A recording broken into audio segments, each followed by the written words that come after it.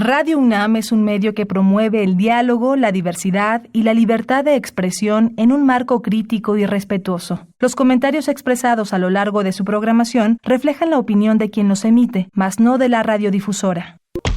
La actualidad. La actualidad. La actualidad. La actualidad demanda cuidar nuestra salud. Estar informados es nuestra mejor herramienta. Hipócrates 2.0. Investigación y vanguardia en salud. Una producción de Radio UNAM y el Programa Universitario de Investigación sobre Riesgos Epidemiológicos y Emergentes. PUIRE. Hipócrates 2.0.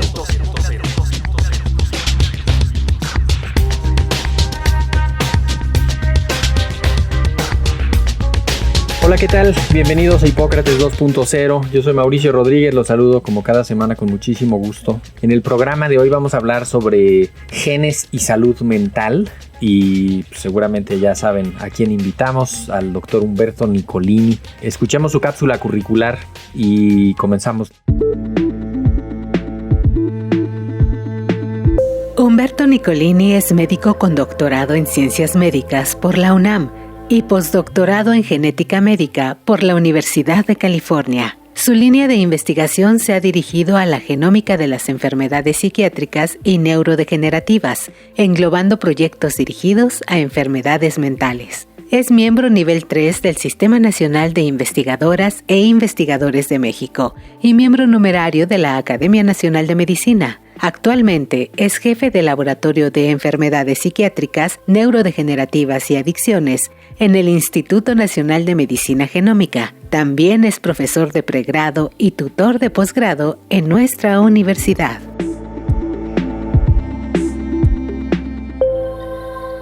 Humberto, bienvenido. Muchísimas gracias por aceptar otra vez la invitación a platicar sobre este tema en Hipócrates 2.0. Muchísimas gracias por invitarme. Oye, queríamos platicar a propósito de dos artículos recientes que se acaban de publicar en los que tú participaste y que pues es un trabajo muy grande sobre estudios genéticos con relación a la salud mental.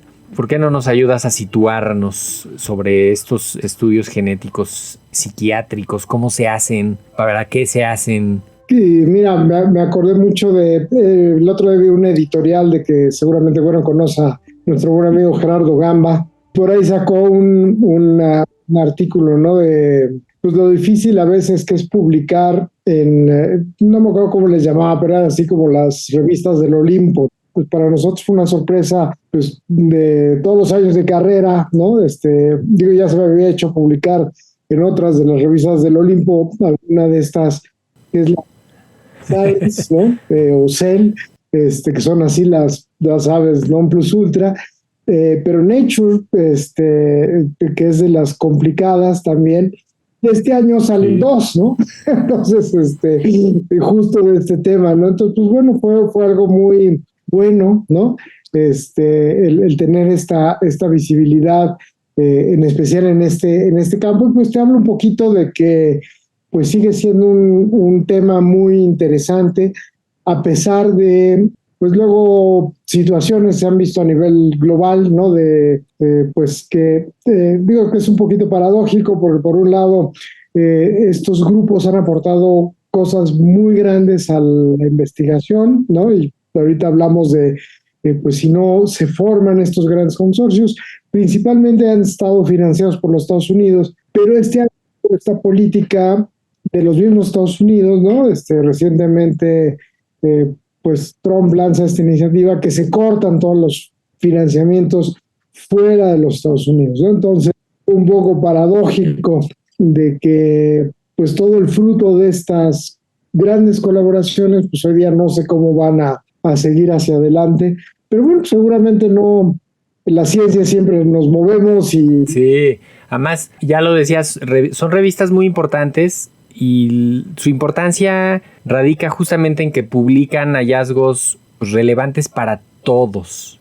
Algunas concentran sus nichos de especialidad y publican lo más selecto de esas especialidades, pero estas grandes revistas Science, Nature, publican artículos de interés global, de interés general, que están poniendo información que puede servir para todo eso. Y este tipo de estudios, como el que ahorita nos cuentas que hicieron, justamente aporte información sobre una población que no se tiene mucha visibilidad siempre, ¿no? O sea, que generalmente está subrepresentada, y aporta información sobre temas muy relevantes que han sido el de la salud mental y la búsqueda de los genes relacionados pues con algunas condiciones de salud mental, ¿no?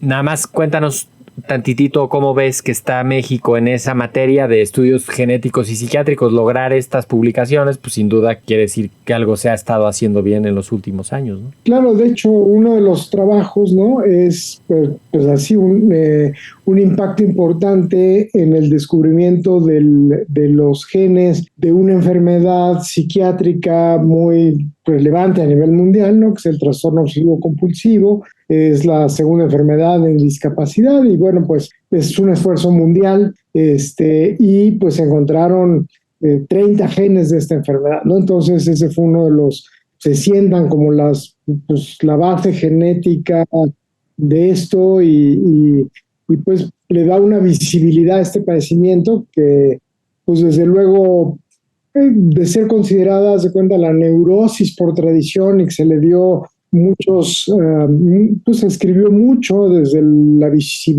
la visión psicoanalista, ¿no? Dándole explicaciones como muy desde la índole los traumas emocionales de la infancia, etcétera, que no es que no participen, pero pues digamos como alejándolo un poquito de la biología. Sí. Este artículo pues viene a decir pues que no, que el otro lado es muy importante, que hay rutas fundamentales que pues están dándote una proporción de la causalidad, de la etiología de esta enfermedad, pues que está en los genes, ¿no? Y que desde luego se tienen que combinar con muchos factores, pero bueno, como que eso es una de las aportaciones muy importantes de ese lab, ¿no? Sí. Y uno de los problemas que hay, ¿no? En la genética psiquiátrica es que hay una, y que digo, esto es el área que conozco, pero es generalizada al resto, yo creo que la investigación biomédica, pues que hay una sobre-representación de la población caucásica en biomédica, ¿no? Y que va pues un poquito a esto segundo que señalabas, bueno, ¿dónde está México y dónde está la población latinoamericana? Y ese es el motivo del segundo trabajo, ¿no? Que pues justamente hicimos un consorcio dentro del ámbito de la psiquiatría genética de pues todos los investigadores que estamos en América Latina, pues que pues digamos las fuerzas grandes están en Brasil y México, ¿no? Y claro, hay mucha gente pues también muy valiosa en Puerto Rico, en Costa Rica, en Colombia, en otros países, ¿no? Que también han hecho aportaciones importantes, muchos latinoamericanos que están en los Estados Unidos y que pues han jalado estudiantes y pues han generado infraestructura de regreso en sus países pero pues se ha logrado a lo largo del tiempo ahora sí que crear una fuerza latinoamericana en este rubro, ¿no? De la psiquiatría. Si me permites aquí comentar que es muy importante que muchos de estos estudios se hacen en países a veces pues, con poblaciones pequeñas, con grupos pequeños, con grupos de pacientes relativamente limitados, pequeños, ¿no? Entonces, al momento de implementarlos en países grandes como México, como Brasil, como Colombia, ¿no? O sea, con mucha población, con mucha casuística, mucha carga de enfermedad, pues las series se hacen muy valiosas porque es lo que terminan encontrando es si es significativo, sí dice, o sea, no es que agarraste a 10 o a 15, sino que pues, incluiste a varios miles y eso le da un peso a la investigación pues mucho más sólido, ¿no? No, claro. Y finalmente, pues sí es una diferencia pues esencialmente presupuestal, ¿no? De claro. Capacidad de infraestructura, etcétera, ¿no? Pero pues sí denota pues como en muchos aspectos, las diferencias en la economía y la infraestructura de investigación, pues que hay en nuestros países, aunque tengamos muchos casos, ¿no?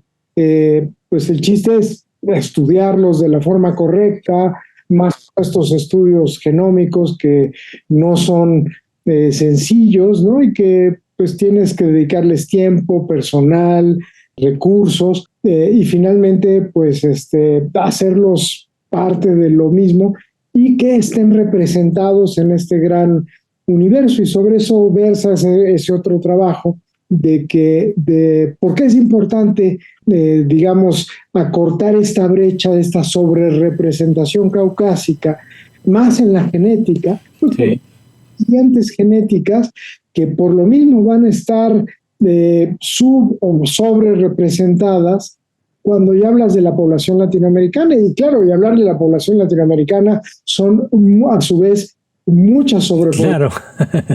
Incluso dentro de México, genéticamente hablando, pues tenemos muchos Méxicos, ¿no? Tenemos en los estudios de ancestría que hemos venido, que es realmente la representatividad genética, y aquí entramos ya en debates hasta, digamos, socioculturales, este concepto de raza o de etnicidad, pues bueno, ha quedado un poco atrás en la parte de biología, ¿no?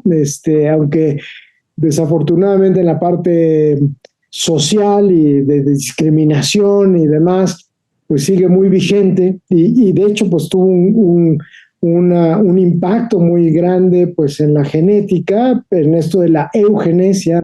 Pues hoy día pues realmente es interesante el conocer las características genéticas de cierta población porque puede haber, desde el punto de vista de enfermedad, algunas mutaciones que sean más frecuentes y que te hagan que ciertas enfermedades sean más prevalentes, o desde el punto de vista de tratamiento, variantes genéticas que te hagan responder a medicamentos pues más activas, menos activas en ciertas ancestrías, ¿no? Sí, justamente para allá quería que nos fuéramos, porque luego preguntamos, pues, ¿de qué sirve la genómica? Y para eso sirve, para poder identificar, por ejemplo, genes que te puedan predisponer a alguna situación y entonces puedas advertir algún riesgo con anticipación y puedas modificar conductas, incluso hacer algunas cosas preventivas a tiempo. Un ejemplo claro sería esta del cáncer de mama, que si tienes ciertas características genéticas, la mujer incluso se puede poner sobre la mesa hacer una cirugía profiláctica para que no vaya a desarrollar un tipo de cáncer más o menos agresivo que tiene toda la carga genética para desarrollarlo. Y es eso, o sea, somos producto de nuestros genes y la interacción con el medio ambiente, y entonces enfocarse en saber eso, de qué hay en los genes, de qué tanto pesan los genes, sirve para eso, ¿no? O sea, ya nos decías los principales hallazgos de los artículos, como en qué enfermedades o situaciones de salud mental se concentran, que podrías resumir los hallazgos más relevantes. Pues sin lugar a dudas, mira, creo que el cáncer por así ha sido como el hermano mayor, digamos, en ese sentido. Nos está abriendo un poquito la brecha en cuanto a qué tenemos que buscar y qué tenemos que identificar. Claro, aquí en el cáncer tienes la estirpe genética del tumor y luego la del individuo, y eso te permite identificar pues la malignidad, el tipo de tratamiento, el pronóstico, ¿no? Y bueno, eso es un poquito hacia donde nos tenemos que mover, ¿no? Dependiendo, hoy sabemos que son muchos los genes que interactúan para predisponerte a una enfermedad mental. O sea, hay variantes muy comunes que todos portamos, ¿no? Pero el agruparse determinadas de esas variantes comunes, ¿no? Por ejemplo, estas 30 que hoy día identificamos para el trastorno obsesivo compulsivo, si tienes las 30, pues te va a dar un cuadro más severo. Si tienes 15, te va a dar más ligero.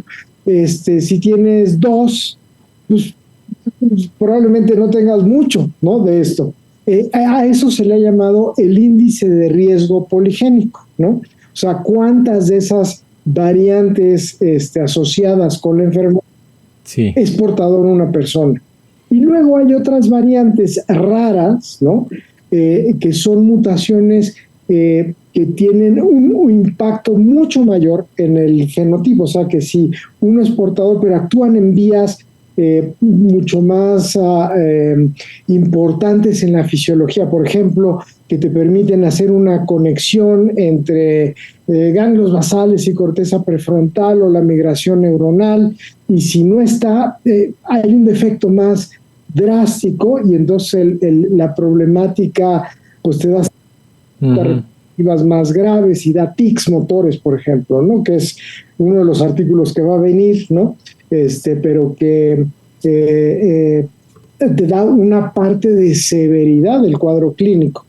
Y esto está abriendo también la posibilidad al descubrimiento de pues cómo inactivas eso o a qué inactivar. A lo mejor los nuevos tratamientos van a ser, ya sabes, inactivar estos genes mediante o técnicas epigenéticas de bloquear la actividad, o vacunas o anticuerpos que permitan, o interacciones, ¿no?, del medio ambiente, que sabemos hoy día como que mucho de epigenética va a lo patológico. Si tienes eventos adversos negativos en infancia, pueden bloquear la expresión de genes de una forma negativa al individuo. Metales pesados te pueden alterar, fármacos de abuso, ¿no?, con la marihuana, cocaína, el alcohol, pueden tener impacto en el desarrollo de genes importantes para la formación del cerebro. Pero ahora tenemos que buscar los que nos ayudan, ¿no? O sea, qué cosas, como por ejemplo la educación, ¿no? O sea, el que una persona aumente esto que le llamamos la reserva cognitiva, ¿no? Tiene un efecto epigenético positivo. Y el cómo empezar a dirigir. Digo que algunas cosas son como parecerían evidentes, pero el demostrarlo con datos ómicos, ¿no? Pues empieza a ser algo muy, muy interesante y que seguramente nos va a abrir rutas, ¿no? Pues completamente diferentes a las que estamos empleando, incluso en terapias, ¿no? Es decir, bueno, pues esa terapia que verdaderamente te promueve ese tipo de hábitos, ese tipo de conductas, pues son mucho más positivas porque verdaderamente te cambia el genoma, te cambia el epigenoma, te cambia la transcriptómica, dado esta vulnerabilidad, ¿no? O si fumas y tienes esta carga genética, es malísimo, ¿no? O no te va a hacer este tratamiento, incluso con los medicamentos, que hoy día ya lo usamos mucho en la farmacogenómica, ¿no? Sí. De hecho, es como ya parte de la aplicación, ¿no? También lo discuten en uno de los artículos. ¿Qué ves que tenga más peso en los trastornos mentales? O sea, ¿la carga genética o los determinantes sociales de la salud? O sea, el ingreso, el acceso a los servicios de salud, el acceso a la educación. Porque pienso en que a nivel poblacional, estar haciendo estudios de genética psiquiátrica va a estar más complicado. Pero ahorita, por ejemplo, si ya se ve que la población puede tener cierta carga genética, entonces pues asegurémonos de que tenga acceso a la educación, de que tenga acceso a servicios de salud a nivel básico. ¿Cómo nos salvamos de ese riesgo de no caer en el simplismo de decir, es que es el gen que está roto, ¿no? Y tampoco decir, es que fue tu infancia y ya te amolaste. No, yo creo que a final de cuentas acaban siendo, te digo, una mezcla muy compleja. Creo que el punto de, pues así un poco de inflexión que estamos hoy en día es que tenemos que medir ambas, ¿no? Yo creo que el reto que vamos a tener es que como sistema de salud nos vamos a tener que ver obligados a poder hacer evaluaciones casi a nivel epidemiológico, donde yo creo que pues todas estas nuevas tecnologías de las aplicaciones, los wearables famosos, ¿no?, nos permitan de una forma poblacional empezar a hacer evaluaciones y adquirir datos a nivel masivo y claro, que la tecnología se abarate, ¿no? O sea, la capacidad que hoy día tiene un celular, pues era la de una computadora hace 30 años, ¿no? Y entonces, estos estudios probablemente yo creo que poderlos meter poquito a poco, ¿no? En la salud pública y realmente hacer estos triage muchísimo más de alta tecnología, ¿no? Uh-huh. Y identificar a las poblaciones en riesgo para estas patologías de que dices, uy, salió con esto, carga genética, más todos estos factores sociodeterminantes, ¿no? Y derivarlos verdaderamente a los centros especializados. Esta idea que hubo hace algún tiempo de vamos a quitar todos los hospitales psiquiátricos y construir áreas psiquiátricas en todos los hospitales generales, era una precipitación, ¿no? De cómo se estaban haciendo las cosas. O sea, es muy bueno que haya en toda instancia de salud, segundo y tercer nivel, que haya un área psiquiátrica. Y lo vimos con la pandemia. O sea, la segunda epidemia fue la de salud mental. Y sí, claro, se dieron unas condiciones tremendas, ¿no? El confinamiento, el temor a la muerte, etcétera. Pero bueno, explotó la salud mental. No hubo tantas mañaneras pues, de ortopedia o de hematología.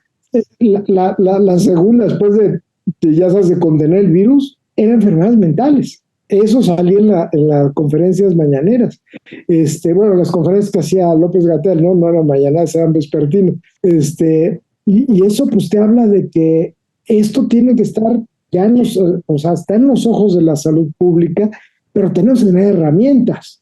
No pueden ser algo tan empírico. O sea, sí tenemos que tener con algo mucho más científico, más aterrizado, más medible. Y también a la gente le va a dar tranquilidad el decir, no, pues estoy lidiando con una enfermedad, hasta para que el IMSS, ya sabes, no solo que tengas un cuestionario, sino que te digan, hay esto, oye, sí tiene le tenemos que dar una discapacidad, porque sí tiene esta patología y amerita, pues le tienes que dar el tratamiento. Los seguros privados, hoy día ningún seguro privado en México te paga nada de salud mental.